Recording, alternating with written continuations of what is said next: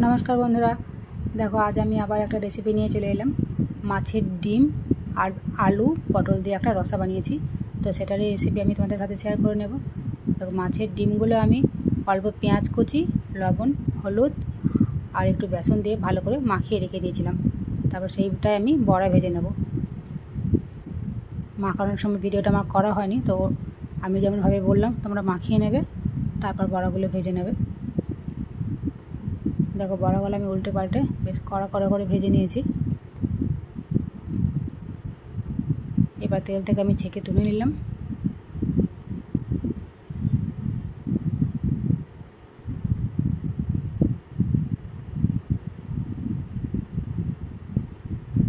ওই তেলেই আমি পটলগুলো ভেজে নেব। পটলগুলো আমি একটু ছোট করেই কেটেছি।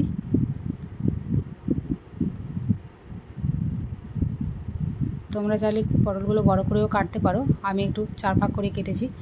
পটলগুলো একটু হাইব্রিড পটল, সিদ্ধ হতে সময় লাগে। তো দিয়ে দিলাম লবণ আর হলুদ।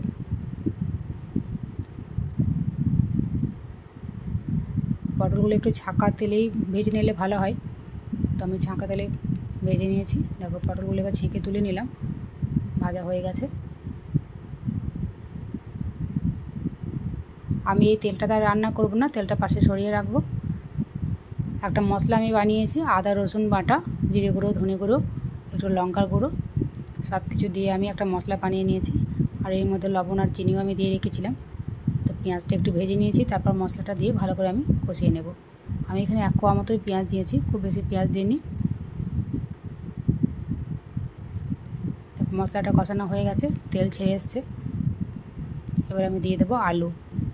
এই আলুটা কিন্তু আমি অল্প কিছুক্ষণ একটু সিদ্ধ করে নিয়েছিলাম। আলুগুলো যেহেতু অনেক দিন বাড়িতে রাখা ছিল, সিদ্ধ হতে অনেক সময় লেগে যায়, তো আমি অল্প একটু ভাপিয়ে নিয়েছিলাম। আলুটা দিয়ে ভালো করে কষিয়ে নিলাম, তারপর ভেজে রাখা পটলগুলো দিয়ে দিলাম। সব উপকরণ ভালো করে আমি একটু কষিয়ে নেব।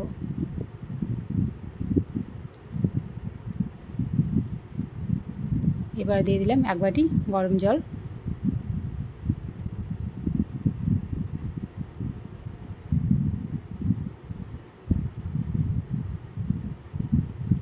জল দিয়ে ভালো করে ফুটিয়ে নেব। দিয়ে দিলাম স্বাদ মতো চিনি। ফুটতে শুরু করেছে, এবার ভেজে রাখা ডিমগুলো আমি দিয়ে দিলাম। মাছের ডিম দিয়ে পটলের রসা কিন্তু খেতে বেশ লাগে। দেখো একদম আমার রেডি হয়ে গেছে রসা। তো রেসিপিটা কেমন লাগলো অবশ্যই কমেন্টে জানাবে।